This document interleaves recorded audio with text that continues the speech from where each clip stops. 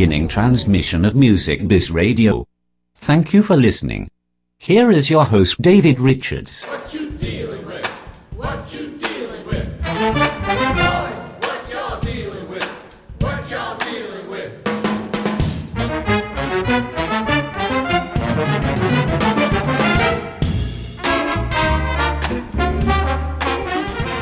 Hello and welcome back to Music Bizz Radio. I am your host, David Richards. We have another great show for you today. We continue to bring you the top stars in the music industry, and we continue that today with a great guest with jazz musician Wycliffe Gordon.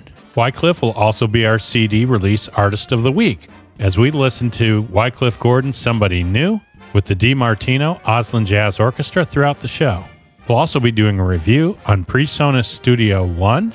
And from Presonus, Carl Jacobson will be joining us to talk about the new Studio One version 3. We'll also have our In the Shed. It's going to be another great show.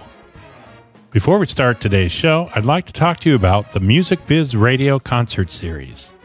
That's brought to you by you, our subscribers, and our listeners by donating at musicbizzradio.com or at GoFundMe/MusicBizzRadio. We'd also like to announce Presonus as a partner in our first show, which will be coming to you August 13th from the world-famous Birdland Club in New York City, where we will be hearing a live performance of the Steve Johns Family Band.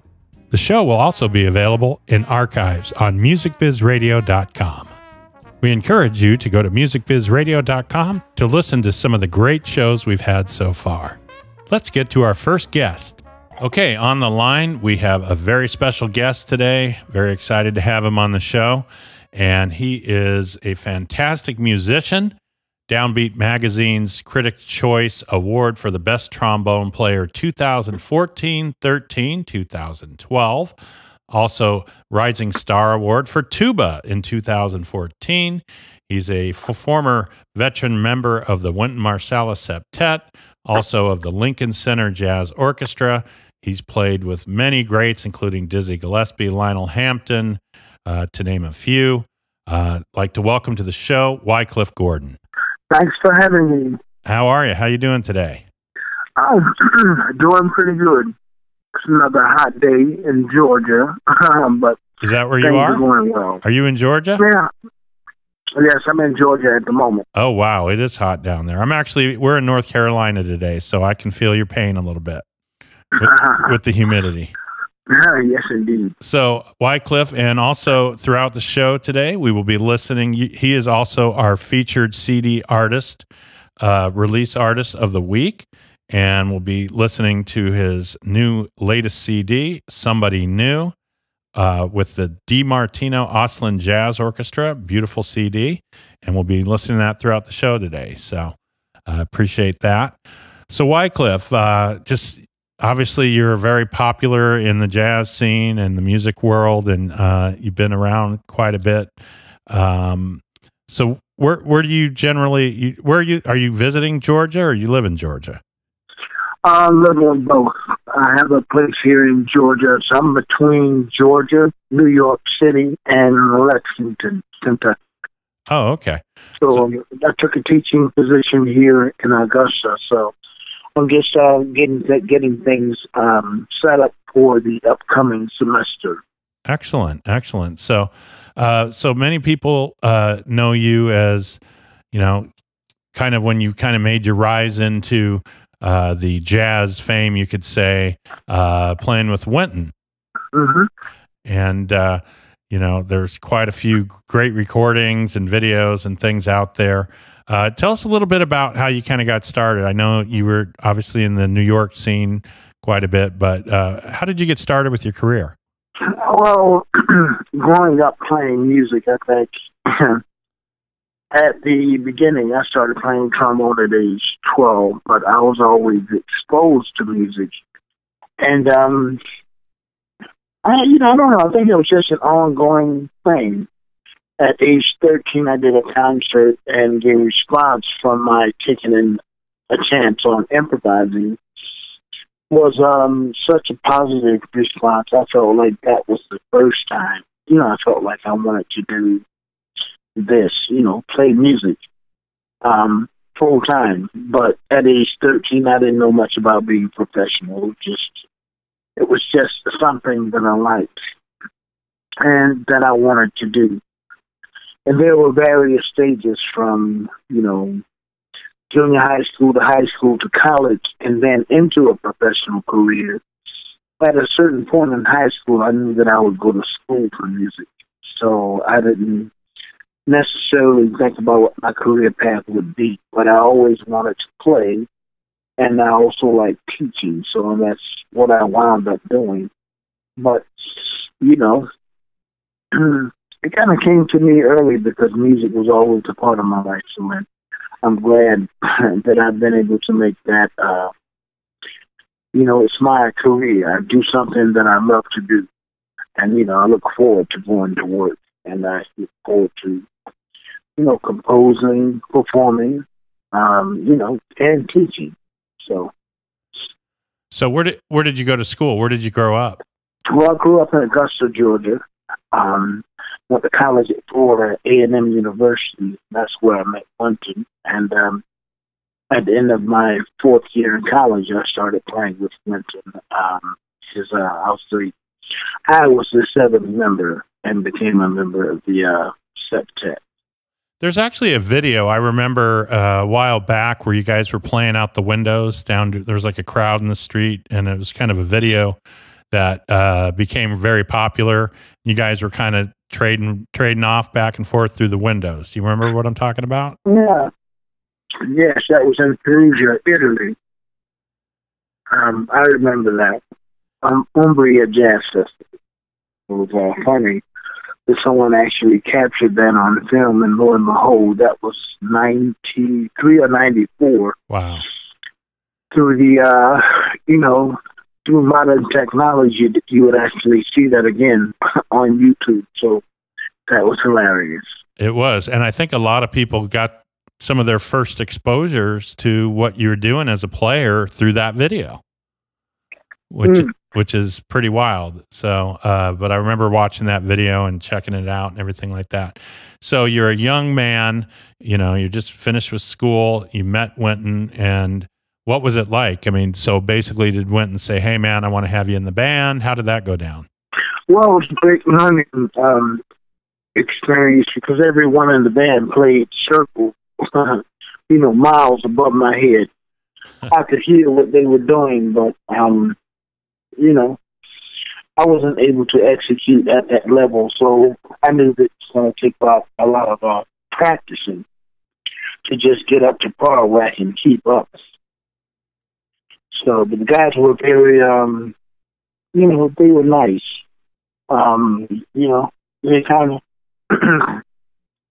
They kind of showed me the way, just through the example in their playing. And, and allowed me to grow and develop so that I could catch up and one day eventually keep up. So the guys were cool. So yeah, did you find yourself, just shedding in the hotel rooms and doing your thing between the shows? Yeah, I practiced in the hotel rooms. I practiced backstage, I became very serious about practicing, and, I always liked to practice, but I didn't know what to practice. So being in that band was it's a very good growth period for me. And that, as far as, those guys helping and being kind of the mentors for you and everything like that, obviously they saw something in you that was special, and everybody that's heard you playing knows that, you're doing things with that instrument that a lot of people aren't doing and can't do out there. So how did you develop? Well, I don't know if I would say, I'm not sure if I would say they can't do it. But, and maybe they're not doing it by choice, but I would say anyone could do it. My unspoken philosophy was I didn't know that you couldn't do something. So, I was never afraid to try anything, whether it was within range, the dexterity, flexibility, I would try anything. So the other thing that you're doing that's pretty cool is you're playing. I mean, I guess some people might want to call it a slide trumpet, but you're calling it a soprano trombone. Yes, I mean that's basically the same instrument. I can tell you the measurements that makes the difference between slide trumpet and soprano trombone, but I figured trumpet gets enough press, so I just say soprano. I like that. Trombone. No, actually, I was lucky enough. I actually played one the other day, and which I really enjoyed. Well, I play with a trumpet mouthpiece, but so you play it with kind of and if you haven't heard Wycliffe play this, it is absolutely amazing and always a crowd favorite. Everybody freaks out. And we had Adrian Cunningham on the show, and we actually talked about you a little bit, and we talked about the soprano trombone, and said that when you bring that out, the crowd kind of goes crazy. Oh, well, thanks. Well, it's always a joy to play with Adrian. He's one of those cats that can play from any period, any style, anytime.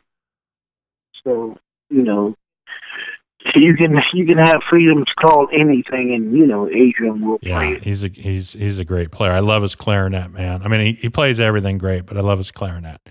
But so this soprano trombone is it a regular trombone mouthpiece, or using a modified mouthpiece for that? Oh, it's a trumpet mouthpiece, but it's a hybrid. It has a trombone rim, but the trumpet shank. Oh, okay. So it's the same mouthpiece I use to play my trumpet. Which, and that's the other thing. You're a fantastic trumpet player, and I've seen you play, and that's kind of that's a custom kind of mouthpiece you're using for the trumpet as well, right? Yes, the same one. I play the trumpet mouthpiece, but it's a challenge in a way. I can go between trombone and tuba, sousaphone all day long, and there's a big difference in the mouthpiece. But something about the trumpet mouthpiece, once I did that recording, Hello Pops, I said, I can play it. I'll last about 15, 20 minutes. And I wasn't ready to go through, years worth of Charlie A. and Arbans just to record one record.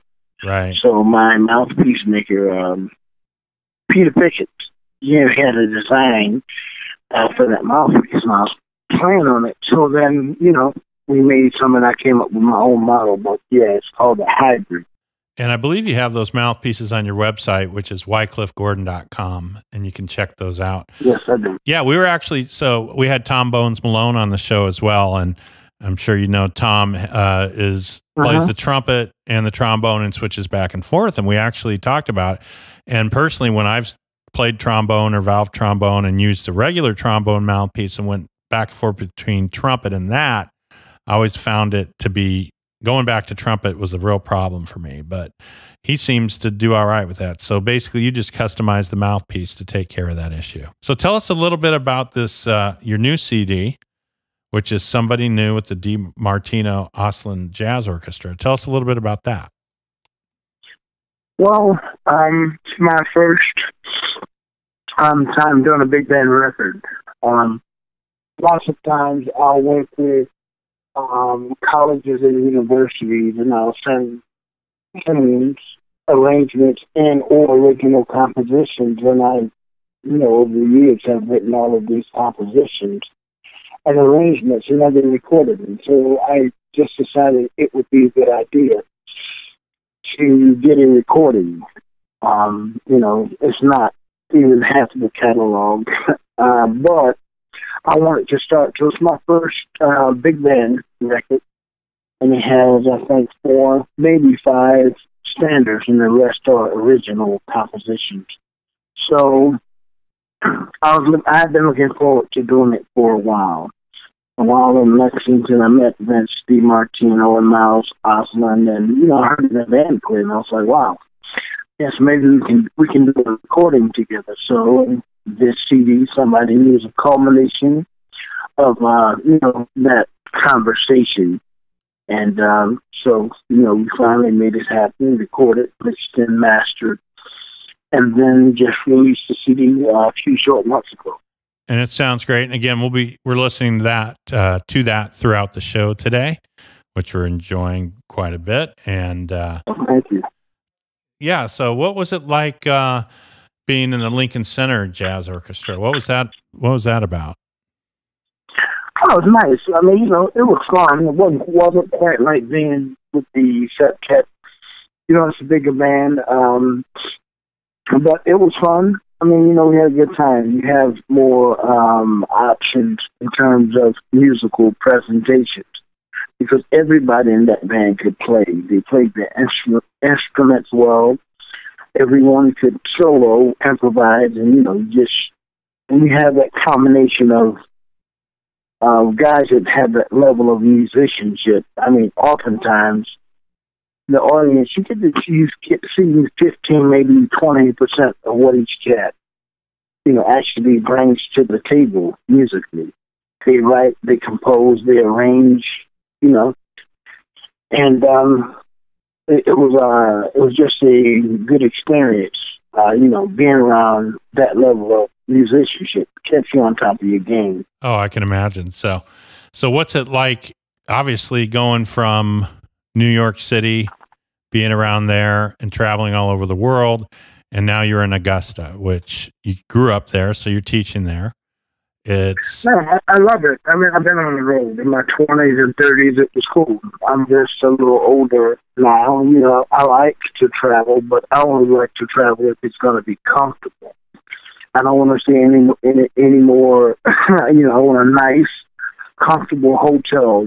At this point in stage, things have to be, they should be at any time, but they have to be, comfortable or worth getting on a plane or whatever mode of travel, to get there because, you're playing on stage, that's an hour or two. But the bed that you sleep in at night, the hotel, how you rest and how you deal with the rest of the day, it makes all the difference in the world. So, I being enjoying it. I'm sitting in my office now looking, there's birds and squirrels and, it's quiet here. I love that. But I'll be back in New York on Sunday, so I get a healthy dose of both, but I love being here. It's a cliche saying, but you go to put it best, there's no place like home. And, that's so true. And I love being home. It's kind of like back to my roots because this is where, this is how I grew up. Space, trees, grass, a house that you can go in the front door and out the back. Neighbors, houses that are not, that nothing, not that there's anything wrong with that way of living. I've grown accustomed to that in New York, but I like that here I can play my instruments and not disturb anyone. Doesn't matter what time of day it is or night. So do you ever have days where obviously you still shed like crazy? Do you ever have days that I'm sure you do, where you look at the instrument and you're like, no, not today? No, there are many days. I don't even touch my horn. I mean, I've been here for 3 days. I just took it out today. So, but, when you say you shed, I mean, I do a lot of mental shedding. You have to do the physical shedding, but I did many years of that. So if I want to work on something, I actually sing it. And if I really need to put it on the horn, then I'll pick up the horn and just, shed through it. Right. But by the time I actually get to my horn, like some folks will, they warm up to playing. By the time I actually put my horn in my mouth, I feel like I'm already warm because I've been thinking about music from the time I wake up in the morning.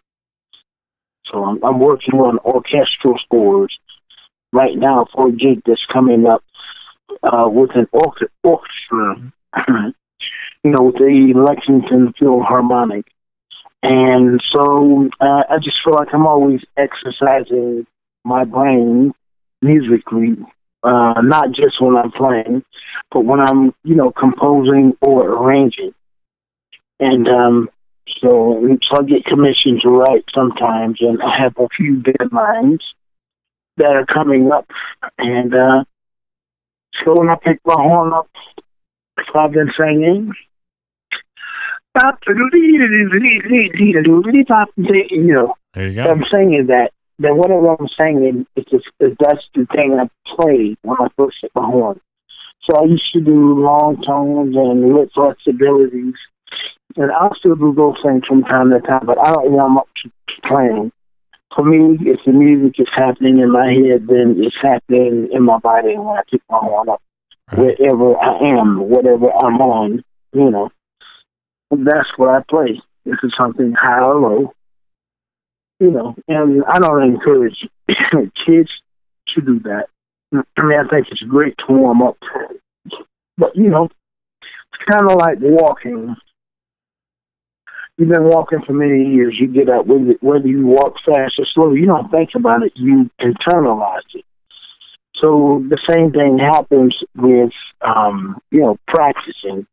Once you've put in so many hours doing something, you don't have to think about doing it again or how to do it or the mechanics of doing it. It's just you just innately do it.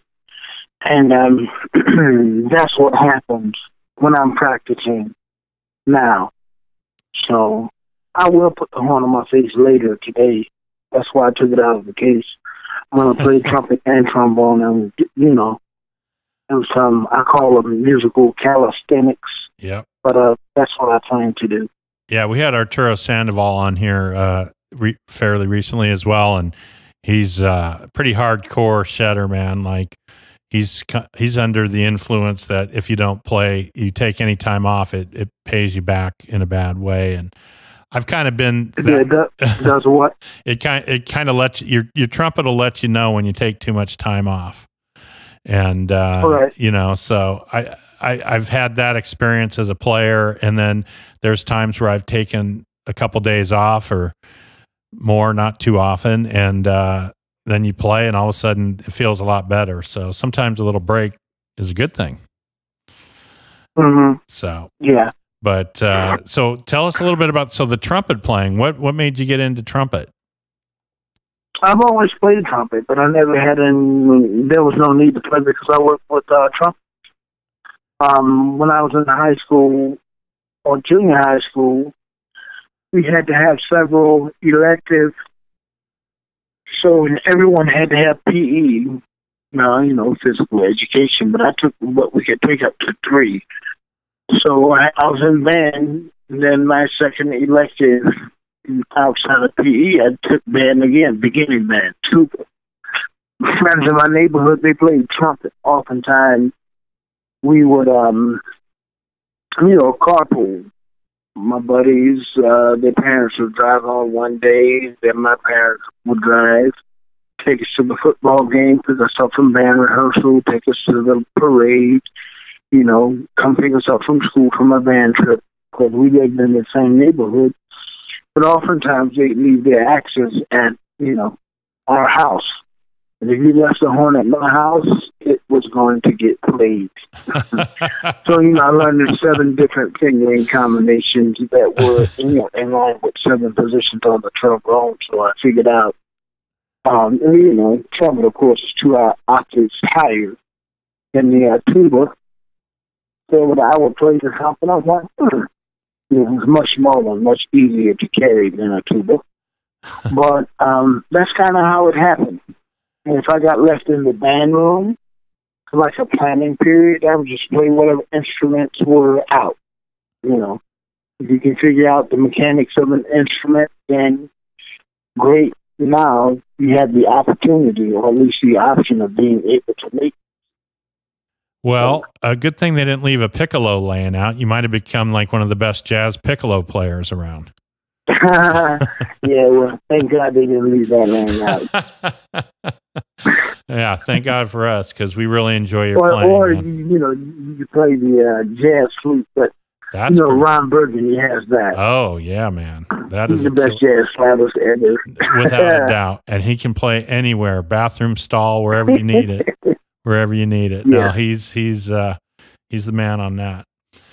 So cool, man. Well, we're all really glad that you chose the trombone, the trumpet, the tuba, and to be a musician. And you are a really special player.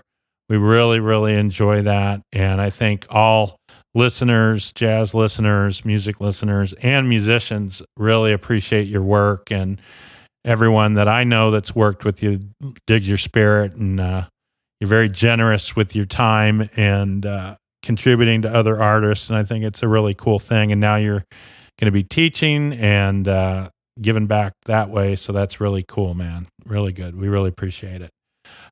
Did you, so what do you got going on? What you're going up to New York? What do you have coming in the next couple months here? Well, my public performance schedule is on the website. I'm just looking forward to teaching. I'm looking forward to recording new music. Because I've done jazz, and people know me for that. But I've also written for concert choir. I also have a front band. But I don't ever get a chance to do those things because I'm so busy working in jazz. So I'm looking forward to releasing a couple of new things this year. A funk CD with my band here in Georgia. I'm going to do a holiday CD for Christmas holidays. Right. And then the two movies that I scored years ago, I'm going to release those later this year. The soundtracks this year, and then probably sometime in the spring, I'll release the DVDs. Well, we look forward to that, and you can that'll all be available on wycliffegordon.com. We're talking to Wycliffe Gordon, and throughout the show today, you'll be hearing off his new CD, Somebody New, with the DiMartino Oslin Jazz Orchestra, and you can check that out. You can also find out about that on his website. Wycliffe, thank you so much for being on today, man. We really appreciate what you're doing, man, and your music's fantastic. Thank you. Thanks for having me. All right, we hope to see you out there doing new stuff and performing, and good luck with the teaching. It sounds great, and hope you're enjoying Georgia. Thank you. I'll be there. All right, so that's Wycliffe Gordon again, and we thank him for being on the show. So go ahead and stick with us. We will be right back with more Music Biz Radio right after this.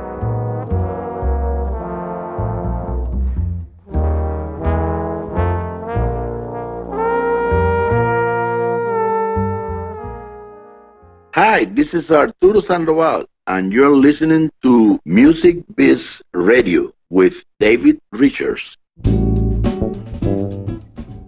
I'd like to invite you to check us out on musicbizradio.com. You can also go to Facebook and give us a like on our Facebook page, which is facebook.com/musicbizradio. Music Biz Radio is free programming. We also give you a chance to contribute to the show and help us to continue our broadcasting. You can go to musicbizradio.com for more information, or you can go to GoFundMe/musicbizradio. Hi, this is Tom Bones Malone, and you're listening to Music Biz Radio with David Richards.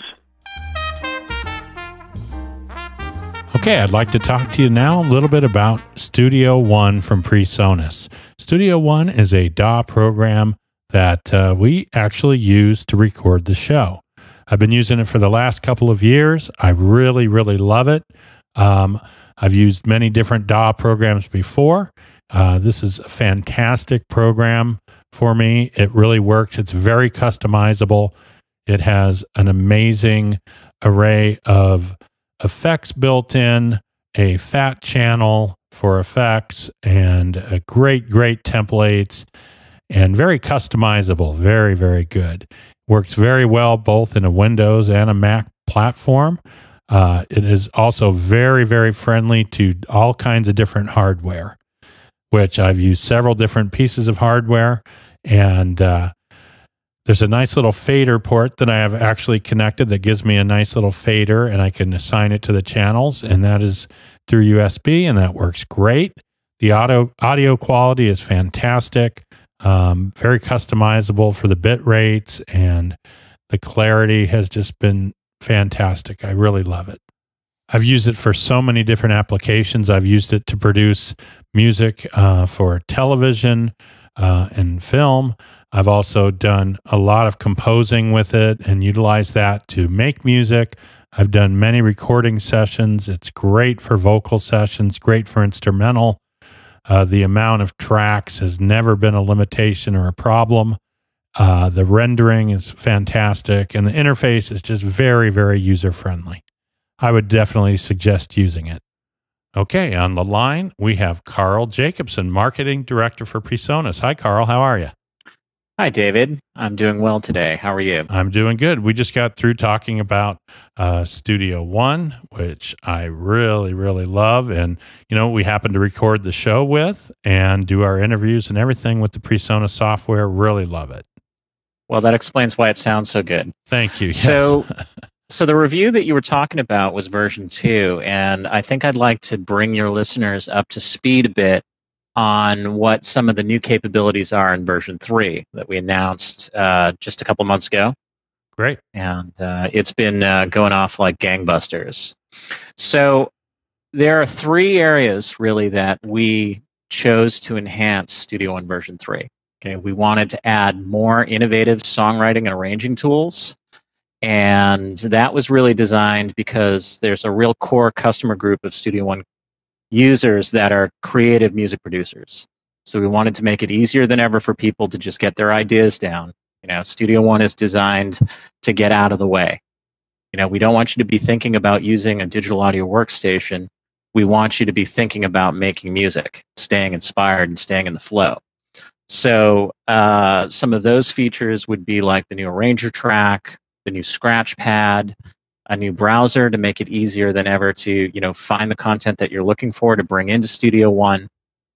And then the second area that we made improvements into the digital audio workstation was in your ability to get unique sounds. And to me, this is one of the most interesting and exciting areas of the program. We added this capability called extended effects chains.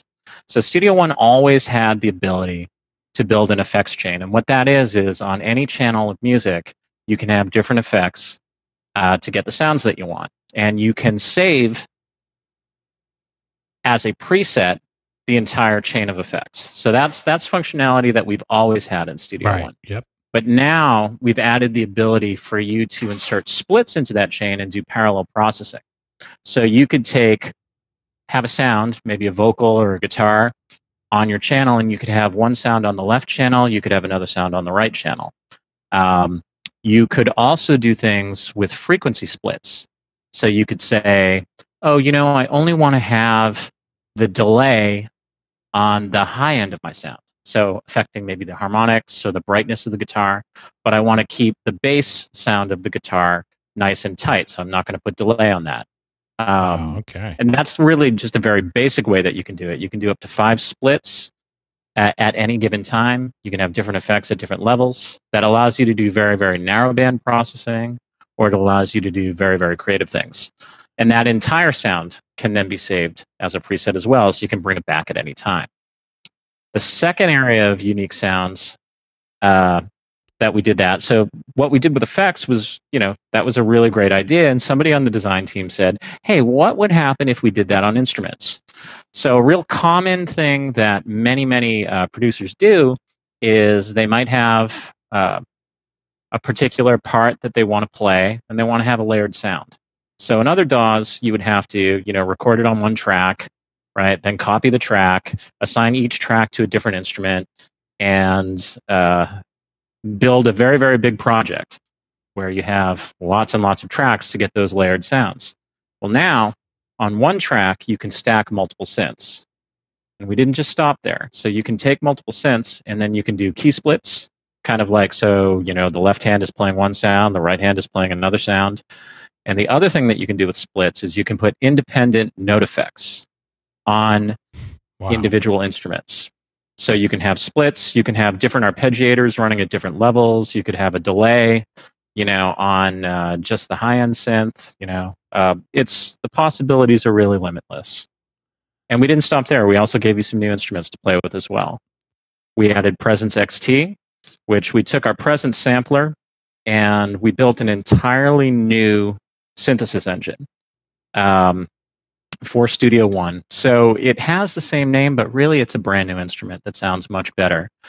And Presence XT now gives sound developers the ability to do, key switching and articulations and write it in there to get very, very nuanced, natural sounding sample playback. And Presence XT ships with a 15 gigabyte library that really covers all the bases of what you might need. And then the other new instrument that we added is the Mai Tai. Now, an interesting thing about Mai Tai is it has two oscillators. We had a synth, another analog modeling synth in Studio One called Mojito. Right. Mojito had one oscillator, and so somebody in the German office, I think, likes to drink or likes to think about drinks. I saw that. Yeah. Yeah, because Mojito is a one rum drink, and Mojito has one oscillator. Mai Tai is a 2 rum drink. If there are any users that have ideas of drinks that use 3 rums, we would love to know what those are, because maybe someday we'll have a 3 oscillator synth and we'll need a title for it. Exactly. I don't actually know what it is. And those mojitos are very popular, so there's a very good name for that. Yes. Yeah. So now Mai Tai gives you the ability to sounds that change character. And they can morph. Just get very unique timbres. One thing that users have been really, really happy with is their state-of-the-art zero delay filtered sounds in there. And normally you'd have to pay hundreds of dollars more for an external, VST instrument to get that kind of sound.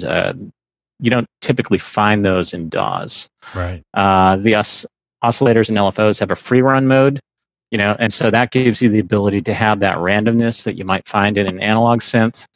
And it's got a very powerful modulation matrix. It's 16 stages, so you can build those really, really fat sounds. Pretend you're Rick Wakeman or maybe Patrick Moraz, and get those kind of things. Yeah, amazing. The fact that those come with the program is pretty amazing. Pretty cool. So there's a third area, but I realized that I've just been talking for a very long period of time. Do you have any questions? No, it's great. I'm obviously a big fan. I've been using version 2. We'll be switching over, but I definitely love it. I've looked at 3 and I've looked at all the great things it does. And tell us a little bit more about the arranging. I really like that feature. Okay. Yeah. All right. So the arranger track allows you to build up your song structure very quickly.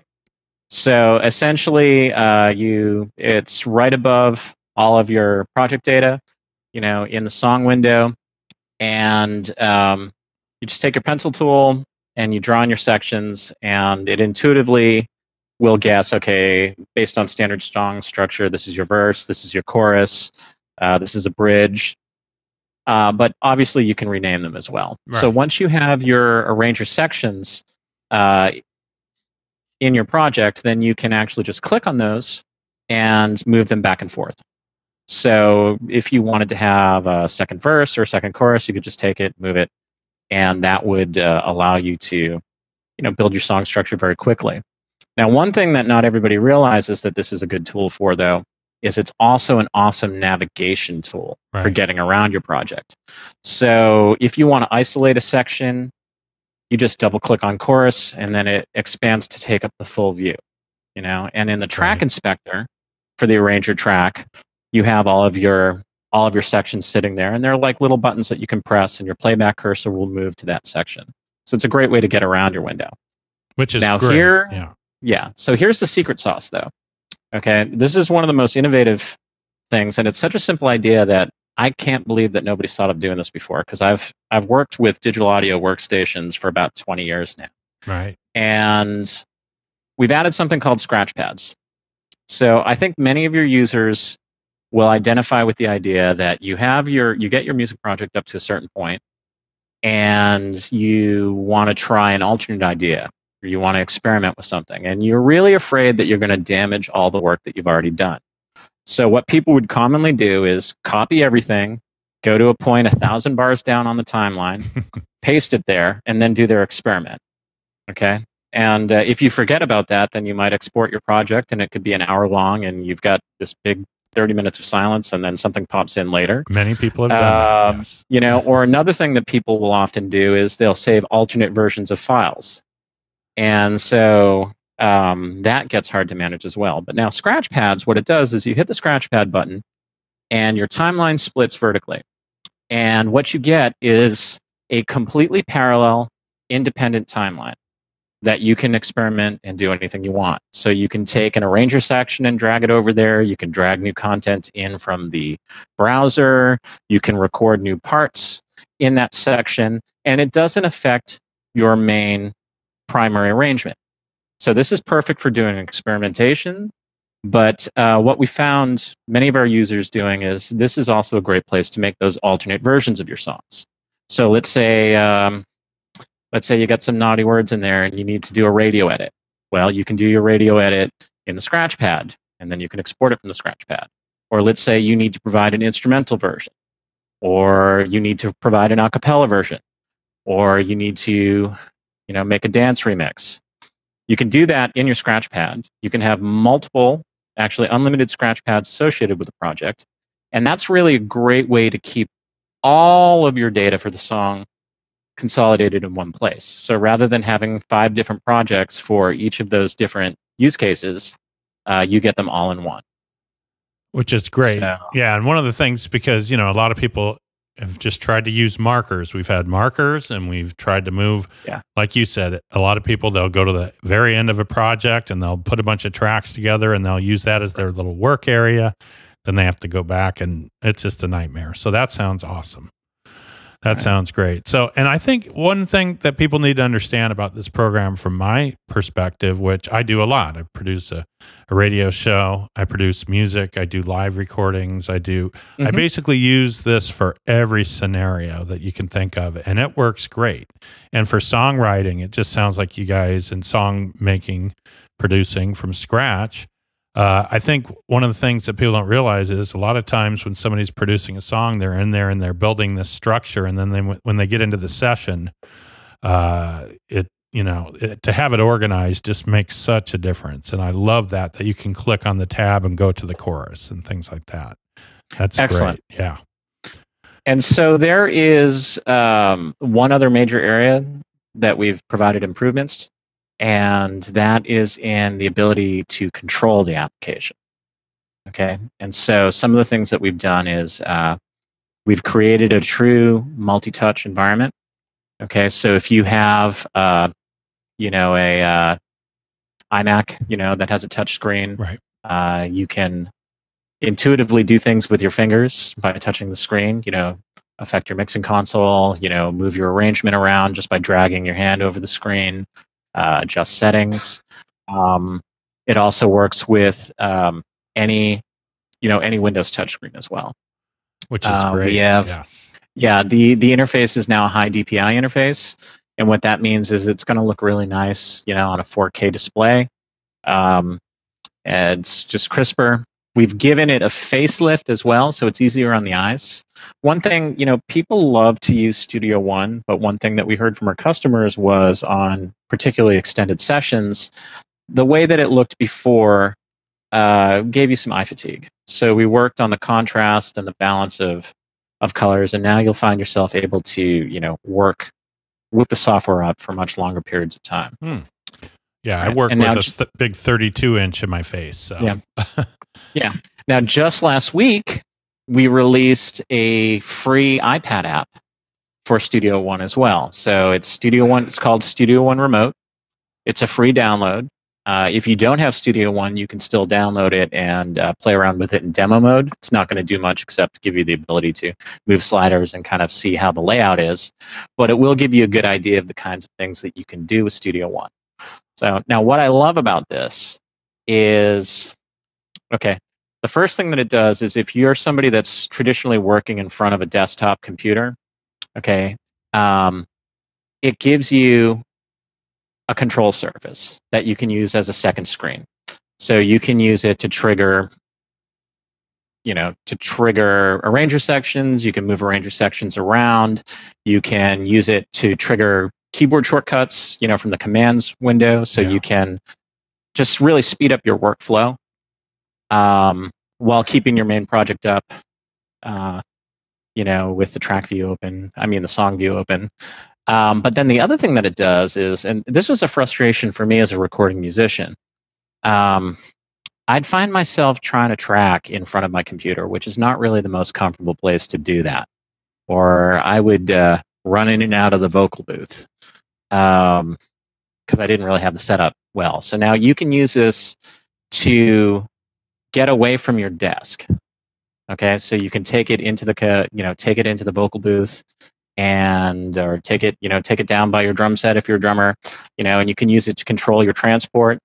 You can make adjustments to your cue mix, so you can adjust your levels, that you're listening to while you're recording. If you want to change your arrangement on the fly, you can do that from there. And it really, it really enhances the recording experience for musicians, being able to use that from an iPad. Absolutely. Yeah. And so it's just been released for a week. And one thing that I'm dying to see happen is I'd love to see people doing some collaboration with it. So one thing that a lot of people don't realize is you can actually have multiple iPads controlling one version of Studio One. Okay, so if you have somebody recording, you could give them independent control over their cue mixes while you're using your iPad to do things, do editing in the booth. Or you could, I'd like to see two people with iPads doing things like one person's, triggering loops and changing the arranger sections, and the other person is tweaking effects. It'd be fun. Well, I think that's definitely going to happen. Yeah. It's very exciting. Some of us older school kind of engineers, when we see some of the functionality that has been integrated in some of this stuff, it's all the things we've been wanting to do for years. Yeah. So, and then there are a few more minor enhancements that will make a big difference. We've added automation curves, which makes it much easier to draw those fades or those panning changes that you might want to do, or LFO filter sweeps that sound more natural. You used to have to do lots of points on straight lines, which was just frustrating. And we've added a user-definable tool palette. So in the toolbar, there's now a tool where you can change its functionality very quickly. So you can just do more of your editing the way that you want. Wow, that's great. That's great. Yeah, so that's primarily most of the new stuff in Studio One 3. Well, and it looks exciting. You guys also have some great videos that you've put up on Presonus.com. That you can check out. It's on YouTube too, I believe.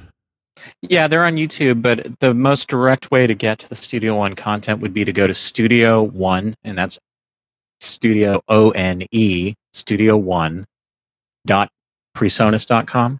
Okay. And you'll find all the information you need.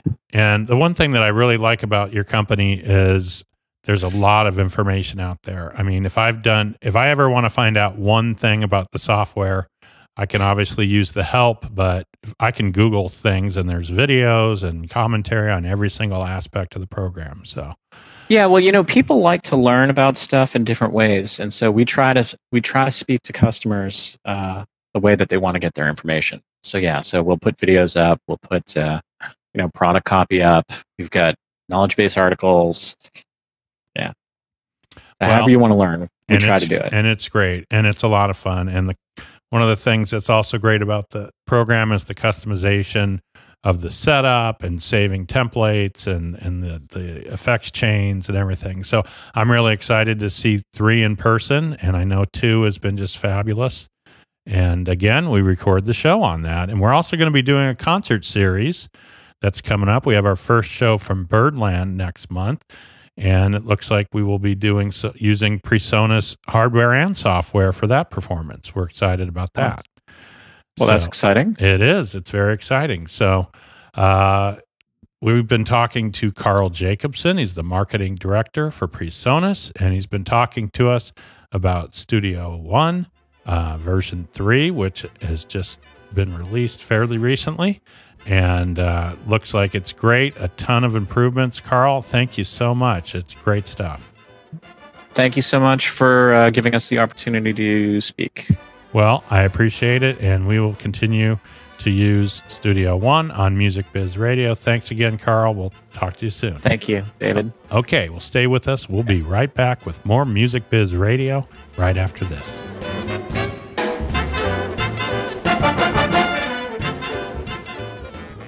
Hi, this is Jeremy Pelt, and you are listening to Music Biz Radio with David Richards. So you want to be a musician? Well, maybe you had better get in the shed. Welcome to one of the most important parts of the show, In the Shed. Wycliffe Gordon is a trombone virtuoso. While he can play very quickly with superb technique, he got there in a very planned-out manner. Listen to what he has to say about accuracy and style. Hello, this is Wycliffe Gordon in the shed. My tip for today is just to practice everything slowly. Oftentimes we try to play things too fast and we don't grasp control of it. If you can play them slowly and accurately, that means that you've internalized it.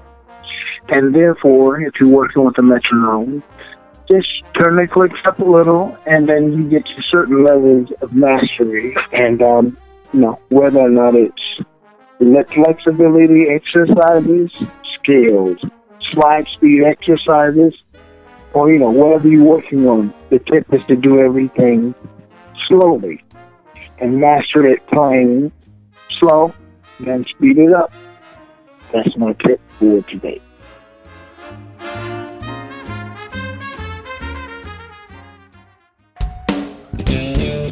Hi, this is David Richards, host of Music Biz Radio. We really hope you enjoy the program, and we want to remind you that Music Biz Radio is a listener-supported and limited sponsorship show brought to you every week on musicbizradio.com. We invite you to go to our website and check out all the new merchandise. We also have great ways you can be a part of the show.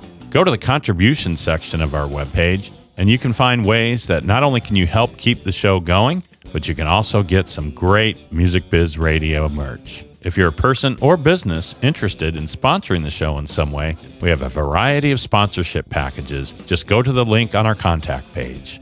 Thanks again for listening to Music Biz Radio. Hi, it's Osnoy here, and you're listening to Music Biz Radio with David Richards. Well, that's going to do it for another Music Biz Radio. I'd like to thank all my guests on the show, especially Wycliffe Gordon. You can check him out on wycliffegordon.com. We have really enjoyed him also being our CD release artist of the week.